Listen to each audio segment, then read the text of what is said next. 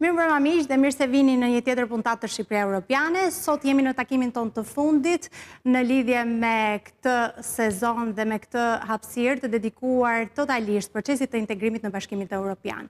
Uroj që qëllimi dhe iniciativa e këtij sezoni për të sjellë tek ju informacionin më autentik për sa i përket procesit të integrimit, ta ketë arritur dhe synimin e ciklit të tij të parë dhe më pas në vijim ndoshta do na duhet që të zhvillojmë edhe më shumë në lidhur me dinamikat e shumta që sjell procesi i integrimit. Sot do ndalemi në makro, në mënyrën se si është zhvilluar ekonomia shqiptare në kuadër të procesit të integrimit, por do ndalemi edhe tek siguria ushqimore, që është një ndër kapitujt më dinamik për sa i përket procesit të integrimit. Do ju ftoj të ndjekim insertin dhe do rikthehemi pas pak në studio me të ftuarin e mbrëmjes së sotme.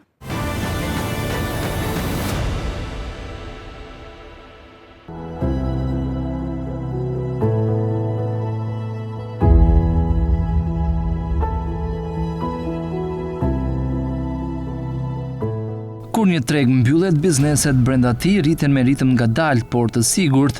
Ka pak konkurrencë, produktet qarkullojnë brenda vendit dhe çmimi shpesh vendoset nga ai që prodhon, jo nga cilësia apo standardi. Për shumë vite kjo ka qenë gjendja e një pjesë të mirë të ekonomisë shqiptare. Por integrimi evropian ndryshon gjithçka, ai hap tregun. Dhe kur hapet tregu, ndryshon logjika e fitimit. Nuk fiton më ai që është afër, fiton ai që është më i mirë. Nuk fiton ai që ka lidhje, fiton ai që ka cilësi dhe kapacitet të qëndrueshëm. Nuk fiton më ai që shet sot, fiton ai që është i domosdoshëm nesër. Dhe ky është momenti ku vjen në provë të gjitha strukturat prodhuese të vendit.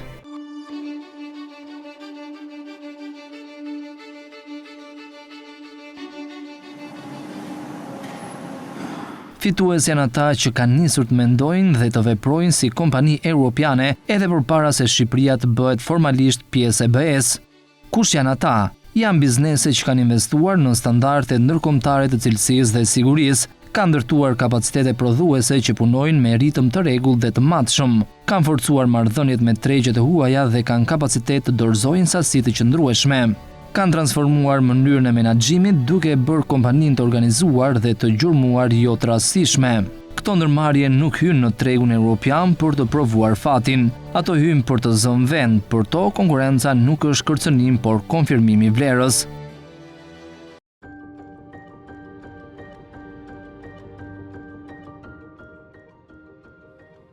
Në anën tjetër janë bizneset që kanë funksionuar për vite me radhë në ritmin mjafton sa për sot. Pa standarde, pa gjurmueshmëri, pa investim në teknologji, pa formim profesional të punonjësve, pa plan afatgjatë. Këto biznese mund të kenë qenë fitimprurës deri sot sepse tregu ka qenë i mbyllur dhe konkurenca e ulët, por në momentin që një produkt italian, kroat, grek apo austriak hyn në të njëjtin raft me të, çmimi nuk është më argumenti kryesor. Konsumatori evropian, turisti evropian, blerësi industrial evropian kërkojnë një gjë të vetme, garanci. Dhe garancia nuk është fjalë. Garancia është standard, test, kontroll, afat, sasi, certifikim. Bizneset që nuk do të përshtaten me këtë realitet nuk do të shuhen menjëherë, por do të kuren ngadalë derisa të mos jenë më të rëndësishëm në treg. Rreziku më i madh, humbja e tregut të brendshëm. Shumë flasin për mundësinë në tregjet e huaja, por rreziku më i madh është këtu brenda vendit. Nëse prodhuesi vendas nuk arrin të rrisë cilësinë, tregu lokal do të mbushet gradualisht me produkte të importuara më të standardizuara, më të qëndrueshme dhe shpesh me çmim të afërt. Kjo do të thotë që pjesë të tjera të ekonomisë vendase mund të humbasin terrenin në shtëpinë e vet. Por kjo histori nuk është negative, është zgjuese, sepse ky është momenti ku biznesi shqiptar vendos fatin e tij. Nëse zgjedh të investojë në standard, në teknologji, në trajnim, në konsolidim dhe në kontrata afatgjata, atëherë hapja e tregut nuk është kërcënim, por shkallë ngjitjeje. Nëse zgjedhin të vazhdojnë si deri dje, atëherë hapja e tregut nuk është rastësi, është test. Kur hapet tregu, konkurenca nuk pyet kush ka qenë i pari, pyet kush është më i përgatituri. Fitues bëhen ata që punojnë me plan, që ndërtojnë besueshmëri dhe që e shohin veten si pjesë të ekonomisë europiane, jo vetëm si prodhues lokal. Humbës bëhen ata që presin që tregu t'i mbrojnë, ndërsa ai në fakt po bëhet i pakuvizuar. Në thelb nuk po ndryshon tregu, po ndryshon logjika e ekonomisë.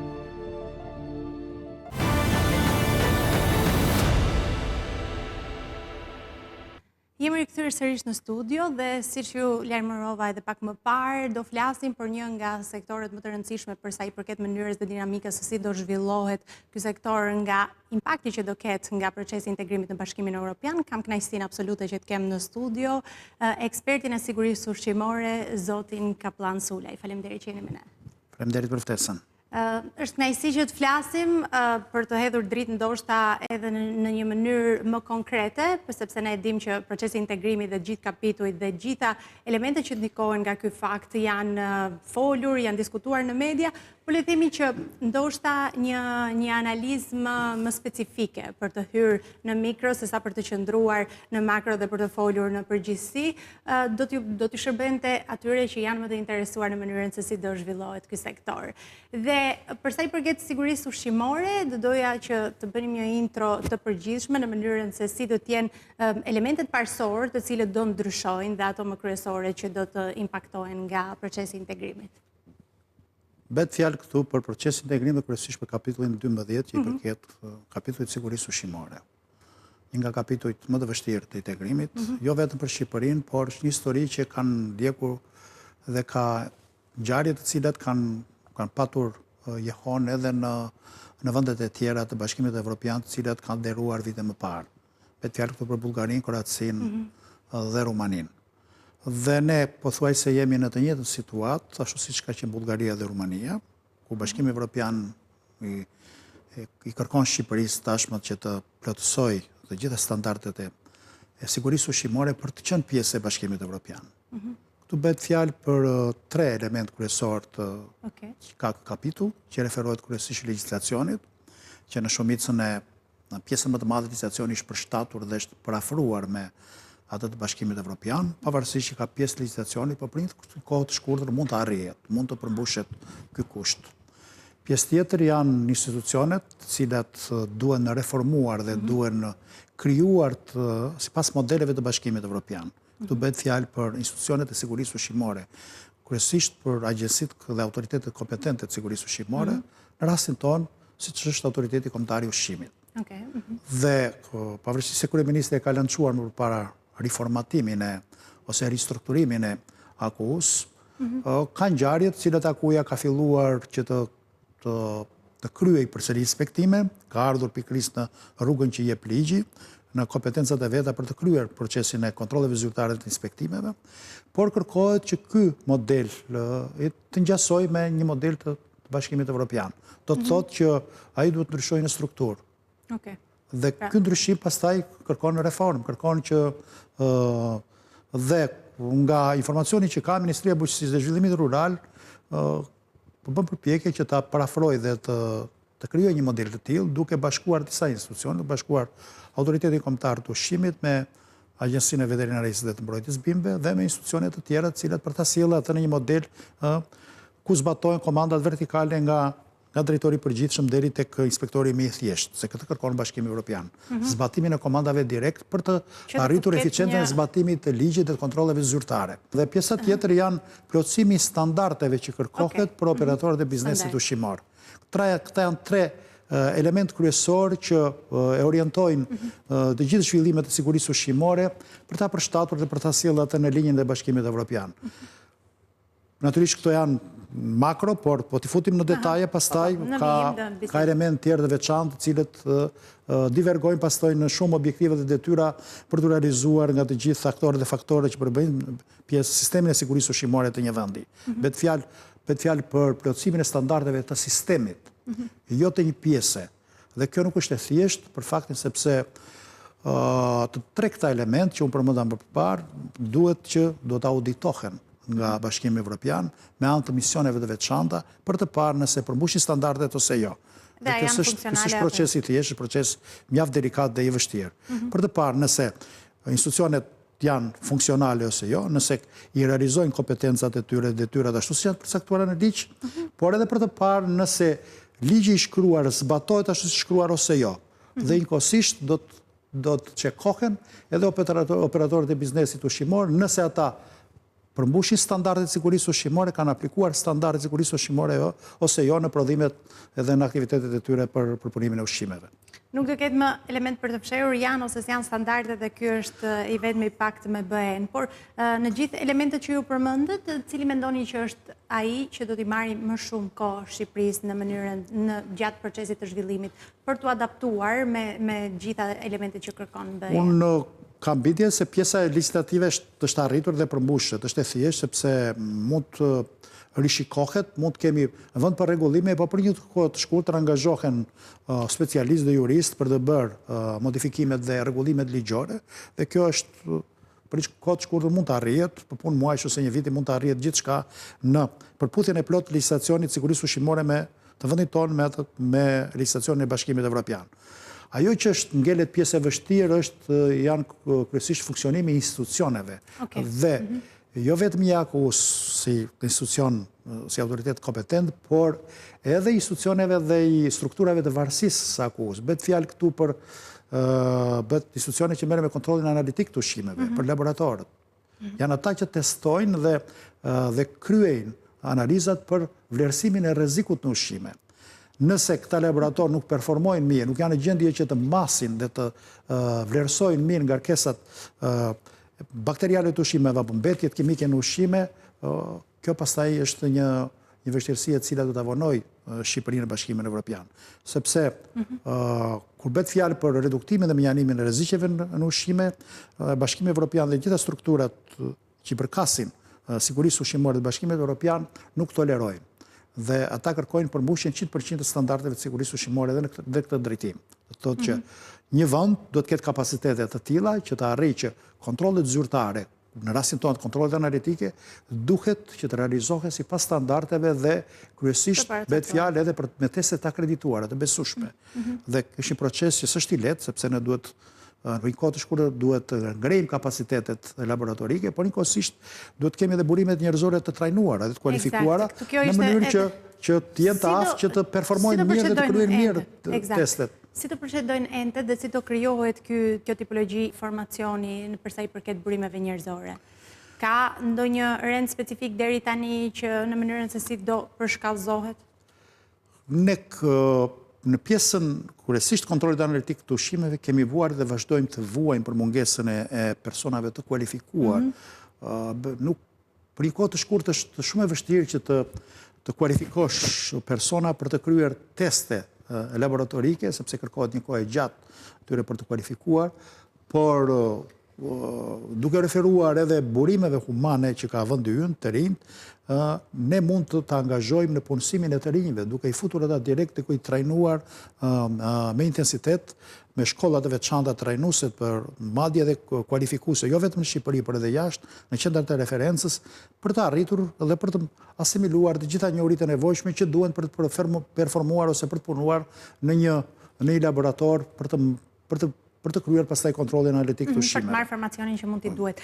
Por ka kurse të kësaj tipologjie ekzistuese aktualisht apo duhen vetëm t'i drejtohen ndoshta degëve të ndryshme të universitetit? Ne kemi dy mekanizma brenda vendit tonë që unë i quaj mjaft efektive. Ne kemi qendrën e referencës kombëtare për sigurinë ushqimore në vendin tonë, që është Instituti i Sigurisë Ushqimore dhe Veterinarisë, i cili krahas detyrave që përcakton ligji mund të kryejë edhe trajnimin dhe kualifikimin kryesisht praktik të gjithë punonjësve që edhe atyre specialistëve që do të angazhohen në kontrollin laboratorik të ushqimeve, kryesisht të lokalizuar në drejtoritë rajonale në Përqarqe. Bëhet fjalë për të krijuar sistemin laboratorik i cili do të mbështesë pastaj edhe kontrollin analitik dhe vlerësimin e rrezikut në ushqime. Dhe një institucion tjetër janë universitetet. Universitetet janë institucione të arsimit të lartë, ku mundet të organizojnë kurse apo shkolla trajnimi kryesisht për pjesën analitike të ushqimeve, për vlerësimin e rrezikut në ushqime. Ka interes më të lartë në kohët e fundit duke referuar ndoshta edhe impaktit të procesit të integrimit, por edhe zhvillimit, sepse ndonjëherë sektorët në momentin që fillojnë të ridimensionohen thithin edhe interes më të madh për shkak sepse prezantohen ndoshta me një sektor të ri. Kjo është një, por ajo që duhet krijojë autoriteti kombëtar i ushqimit është duhet krijojë një plan trajnimi të vazhdueshëm. Këtë ketë një plan vjetor trajnimi të vazhdueshëm, ku si pas profilit që kanë inspektorët, po njëkohësisht edhe punojësit e tjerë që punojnë ku, të krijohen planet të cilat të përshtaten edhe backgroundit të tyre të edukimit, por njëkohësisht edhe vendit të punës, termave të referencës që ka çdo person që është i punësuar. Dhe duke kryer trajnime të vazhdueshme, natyrisht ne që mund të arrim që brenda të harkut kohore të 2-3 vjetëve edhe mund të përgatisim specialistë të aftë që të kryejnë edhe këtë pjesë të aktivitetit të kontrollit analitik të ushqimeve. Por jo vetëm këtu, por edhe në aspektin tjetër, ata që punojnë inspektor patjetër që ka nevojë për shkolla trajnimi dhe për kurse trajnimi. Është një proces që nuk mbaron kurrë në fushën e ushqimit. Këta janë të rinjt, domethënë të rinjt, të vjetër dhe ata që kanë nevojë sepse çfarë ndodh në operatorëve ose ata që janë aktualisht të përfshirë në institucionet që janë të lidhura në drejt për së drejti me sigurinë ushqimore.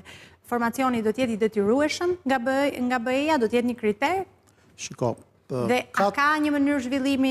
Bashkimi Evropian, kur auditon dhe kur kryen një mision në auditimin atje, një nga hallkat kryesore ka edukimin dhe trajnimin në vazhdimsi të punonjësve. Dhe kryesisht, kur bëhet fjalë për autoritetet kompetente, ai kërkon që vetë autoriteti të ketë, siç është në rastin ton, autoriteti kombëtar i ushqimit, duhet të ketë një plan trajnimi të vazhdueshëm brenda institucionit.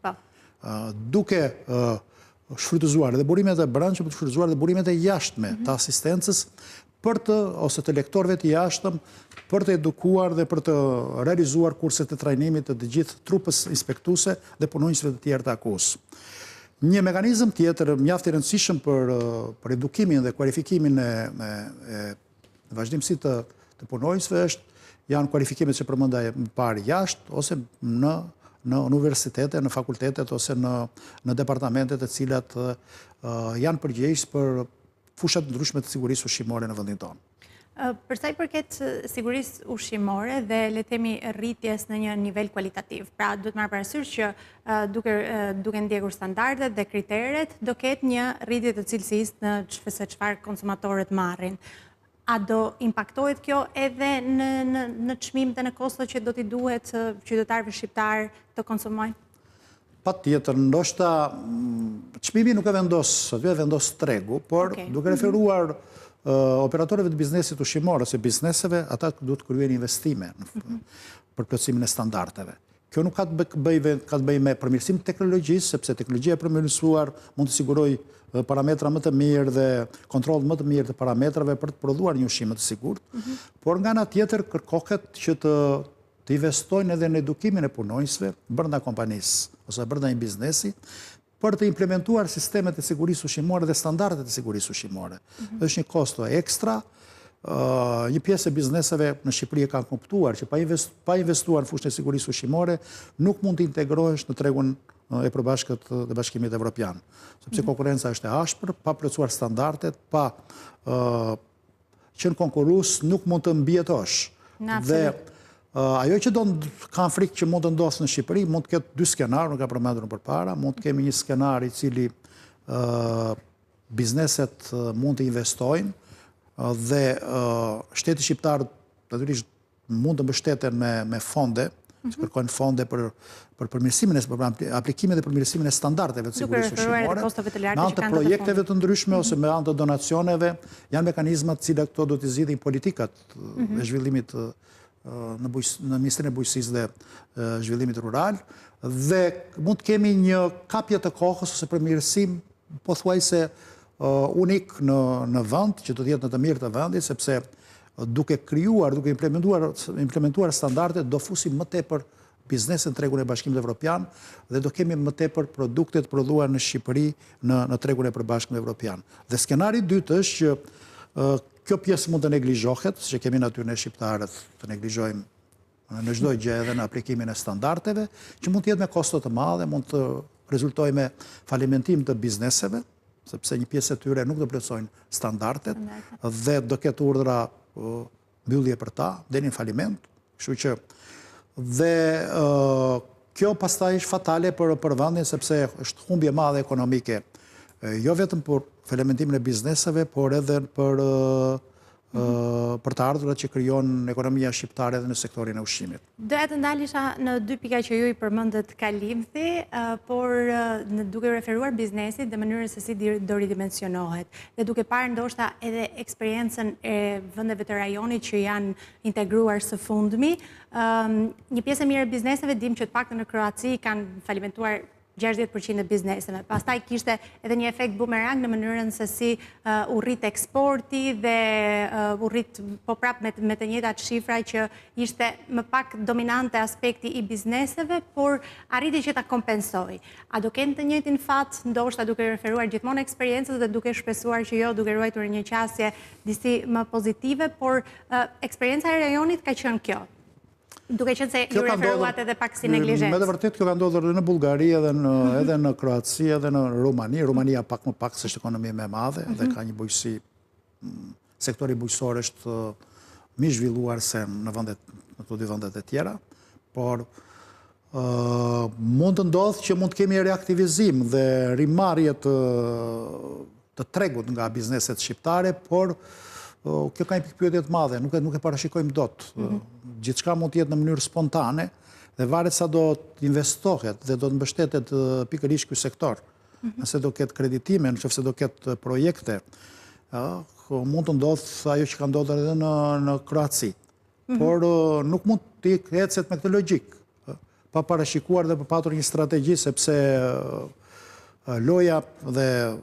loja me tregun e përbashkët evropian nuk është një lojë lehtë. Është një konkurrencë e ashpër dhe standardet janë ato që të veçojnë nga tregu. Përveç ruajtjes së standardeve, duhet marrë parasysh edhe një sistem mentalitar që ekziston prej kohësh në çfarëdo lloj vendi të Bashkimit Evropian, por edhe në Shqipëri që golosët ose shtetet edhe kompanitë që kanë një emër të mirënjohur në treg, sigurisht që kanë kredibilitetin më të lartë. Por Shqipëria në çfarë duhet të konkurojë? Pra duhet të fokusohet tek një produkt bio ose specifik që të jetë tërheqës për konsumatorët e Bashkimit Evropian, apo i duhet që në sektoret e vogla të jetë kompetitiv duke konkuruar me kompanitë që i përmendëm pak më parë. Pra cili do të jetë elementi që do të na identifikojë ne që të jemi të përzgjedhurit, duke qenë se konkurenca është e egur.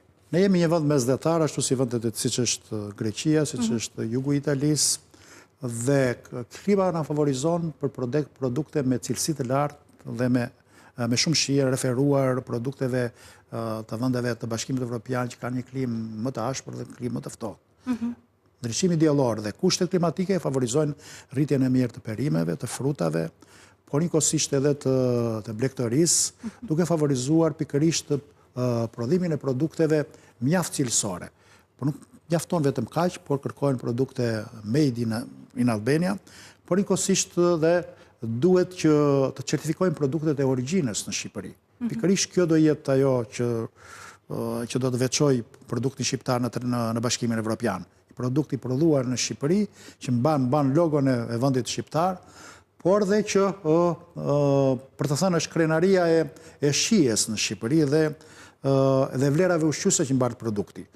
Ne duhet eci pikërisht në këtë drejtim, duke tregtuar në Bashkimin Evropian jo vetëm fruta dhe perime, të tentojmë pastaj të tregtojmë edhe djasin shqiptar, edhe mishin, e kecit të qingjit apo të viçit, i cili referuar kushteve klimatike natyrisht mbar vlerat të larta ushqyese. Dhe kjo do ta veçojë Shqipërinë. Pikërisht ne nuk do konkurrojmë me sasitë prodhimit, po me shmirë konkurrojmë me cilësinë dhe sigurinë. Kjo është ndoshta strategjia më e mirë. Kjo është strategjia më e mirë. Edhe me çmimin, natyrisht me çmime më të larta, me produkte më cilësore. Folëm pak për prodhimin dhe për bizneset, për sa i përket sektorit të bujqësisë, por do doja të ndalesha pak tek fermerët, duke referuar një sistemi disproporcional që është aktiv në Shqipëri, kur është në autogestione totale, mënyra se si menaxhohen, le të themi, prodhimet bujqësore në Shqipëri. përballë një tregu europian ose një sektori bujqësor që është i segmentuar dhe i mirë organizuar me një strukturë eksakte.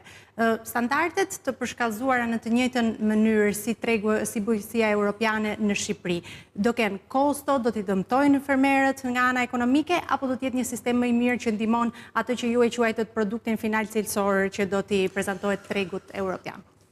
Ajo që ka filluar si sinjal në ekonominë shqiptare dhe në sektorin e bujqësisë është kooperimi. Ka filluar marrëdhëniet kooperuese midis fermave të vogla dhe edhe fermerëve të mëdhenj ose midis përpunuesve dhe fermave të vogla.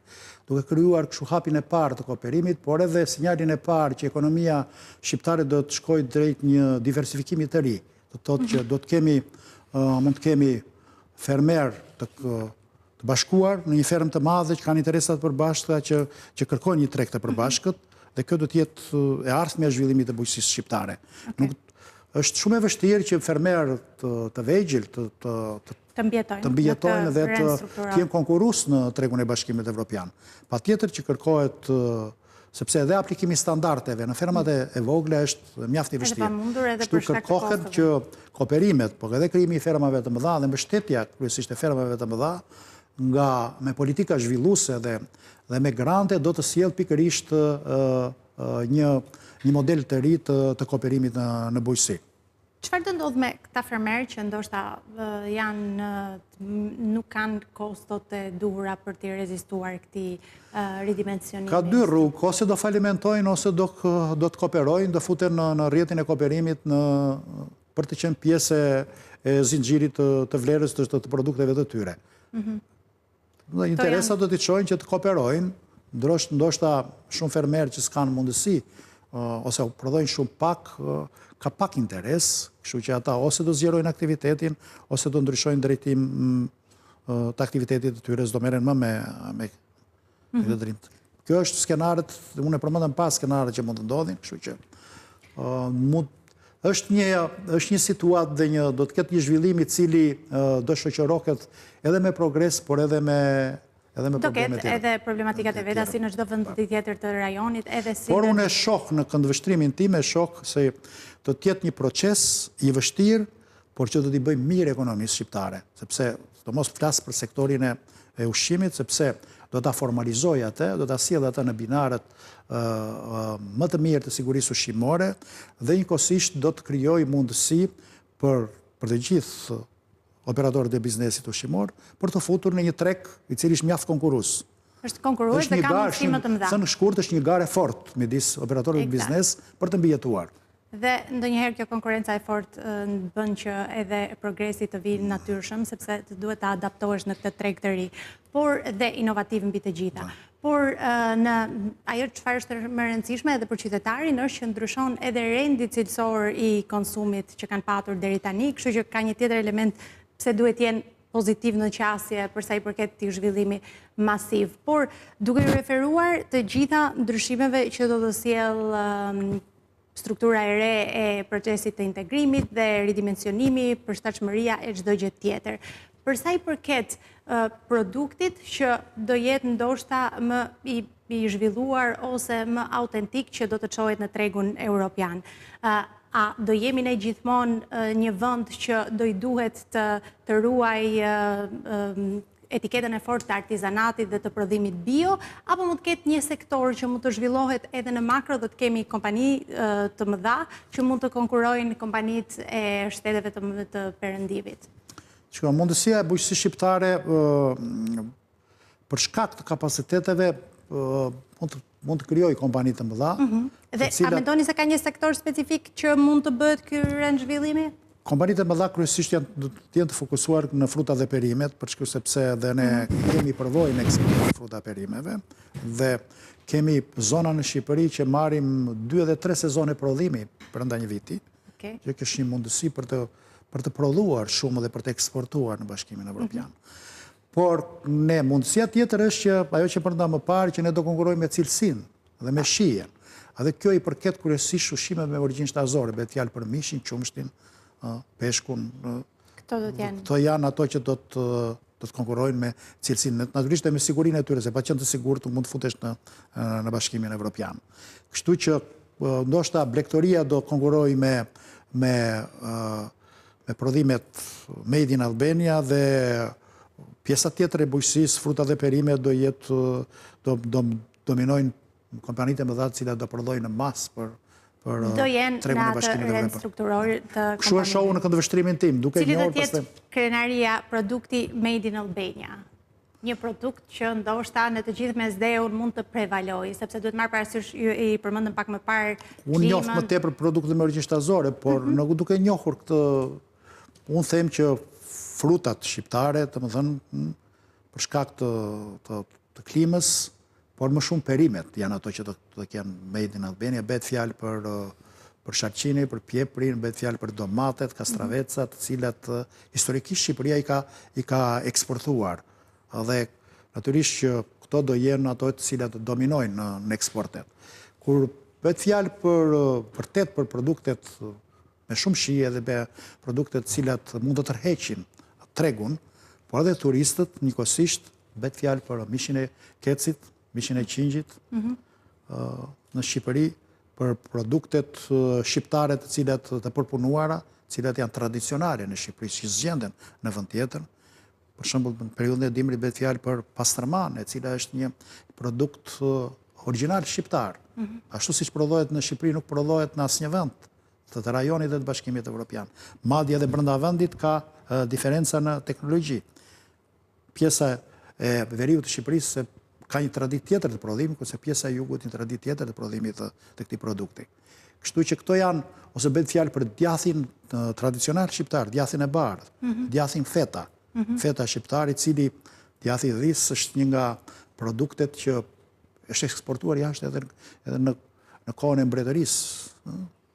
Në Shtetet Bashkuara të Amerikës, Shqipëria eksportonte në kohën e mbretërisë djath në shtet pikërisht në mbretëria ose nga ky vend i cili konsideroi prapambetur, kishte mundësi të eksportonte edhe djath në Shtetet Bashkuara të Amerikës. Që në atë kohë, tani që do ketë edhe këtë investimin masiv që ne ju teknologjive dhe i standardeve do t'i sjellë këto produkte ashtu siç i kërkon Bashkimi Evropian.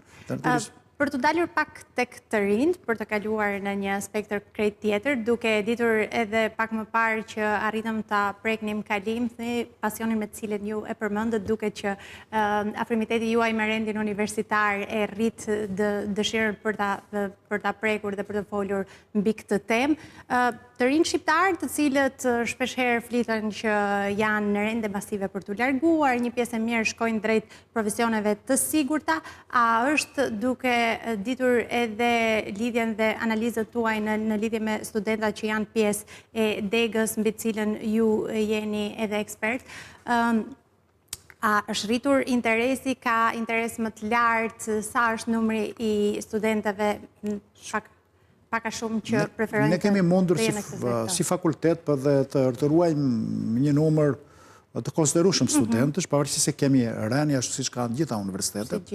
Kjo nuk varet nga ne, varet nga fenomenet sociale dhe ekonomike që kanë shoqëruar në vendin tonë dhe vazhdojnë ta shoqërojnë. Dhe unë them që është fusha e ushqimit, kryesisht teknologjisë ushqimore dhe shkencave të ushqimit dhe shëndetit mbetet një nga fushat e preferuara, sepse të mos harrojmë që ne jemi të gjithë konsumatorë dhe minimumi ushqemi 3 herë në ditë. Pa thënë edhe mes vaktet ose sa herë që marrim ushqim gjatë ditës. Kjo e bën edhe studimet e fushën e ushqimit dhe të inxhinierisë ushqimore i bën mjaft të rëndësishme për të kuptuar që edhe të rinjt ky sektor ngelet mjaft atraktiv.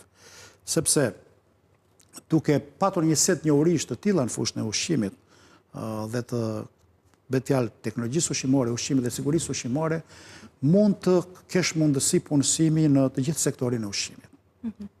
Përmenda institucionet, po përmenda të gjithë operatorët e biznesit ushqimor. Dhe tashmë në këtë periudhë ku kërkohet implementimi i standardeve sigurisë ushqimore, mundësit janë akoma më të mëdha, sepse kërkojnë burime njerëzore të kualifikuara për të cilët për të plotësuar standardet, por edhe për të përmirësuar teknologjinë, për të përmbushur gjitha kushtet që ka Bashkimi Evropian. Dhe pa patur këto burime të rinj, humane, nuk mund të realizohet ky proces që ka nisur në Shqipëri. Pra le themi që exigenca dhe nevoja është reciproke, edhe tregu për ata, për tregu, ka ardhur koha që kërkon tregu për t'i punësuar. Për shembull, gjitha kompanitë duhet të punësojnë të rinj për implementimin e standardeve sigurisë ushqimore.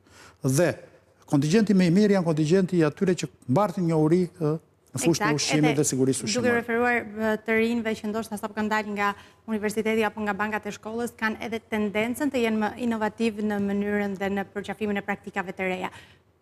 Kjo nuk do thotë që ata që kanë një jetë në këtë sektor nuk arrin ta pranojnë inovacionin me të njëjtin hap, por përgjithsisht të rinjt kanë tendencën të jenë më inovativ. Unë duhet të theksoj që fusha e ushqimit është shumë disiplinore. Pavarësisht unë përmenda disa disiplina të ushqimit, që ishin shkencat e ushqimit dhe të ushqyerit, teknologët ushqimor, janë mjekët veteriner, janë agronomët, apo janë zooteknikët, apo specialistët tjerë që natyrisht i plotësojnë më së miri të gjithë aktivitetet në sektorin e ushqimit.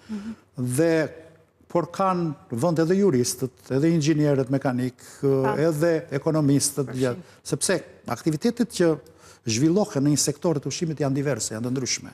Kështu që është një sektor mjaft dinamik ku jep mundësi për të gjithë për të punësuar. Pra, është i larmishëm dhe mbi të gjitha dinamik, sepse të duhet që të elaborosh në çdo sektor me procese. Patjetër, edhe të gjitha profesionet gjejnë vend në fushën e ushqimit. Kur bëhet fjalë për ushqimin, menjëherë të shkon mendja që është një sektor i cili ka nevojë për shumë profesione. Qasja juaj u kuptua gjatë gjithë bisedës që zhvilluan bashkë, që keni një rend pozitiv edhe progresiv në raport me gjithë situatën që do zhvillohet në kuadër të procesit të integrimit, por më duhet të bëj pyetjen e famshme që na bëjnë të gjithë shikuesit, bujqësinë dhe sektoret të ndryshme, procesi i integrimit do t'i impaktojë në mënyrë pozitive absolute apo do sjellë edhe një krizë kaotike, të cilët skeptikët i trendojnë shumë? Nëse në sektorët e tjerë është më e thjeshtë për faktin sepse disa sektorë, disa kapitull janë mjaft të thjeshtë, që kërkohet zbatimi i legjislacioni dhe performancë e institucioneve. Ku ka aktivitete prodhuese, situata ngelet pak më komplekse. Dhe ushqimi është natyrisht aktivitet prodhues, prodhohet nga prodhimi primar në ferme deri tek tavolina e konsumatorit. Është një zinxhir i cili mbart një sër problemesh të cilat nuk është e thjeshtë për t'i zgjedhur. Dhe në këndvështrimin tim, më mendoj që do ketë impakt pozitiv në zhvillimin e bujqësisë dhe të gjithë sektorit të ekonomisë. Sepse do të detyroj paksa me kushtet e forta që do të vërë Bashkimi Evropian, që të gjithë të përmirësohen. Janë ca detyra që e le Bashkimi Evropian që duhen plotësuar. Pa plotësuar aty nuk mund të jesh pjesë e Bashkimit Evropian. Zoti Sulaj, unë ju falenderoj shumë që ishit pjesë e Shqipëria Europiane në këtë puntat përmbyllëse për këtë sezon dhe uroj që t'ju kemi sërish në programacionet tona në vijim për sezonin e ri, për të folur dhe për të hedhur dritë ndoshta referuar kësaj çështje edhe në hallkat e tjera që janë gjithmonë të rëndësishme për të informuar publikut. Faleminderit. Faleminderit dhe ju për ftesën. Mirë se kënaqësi.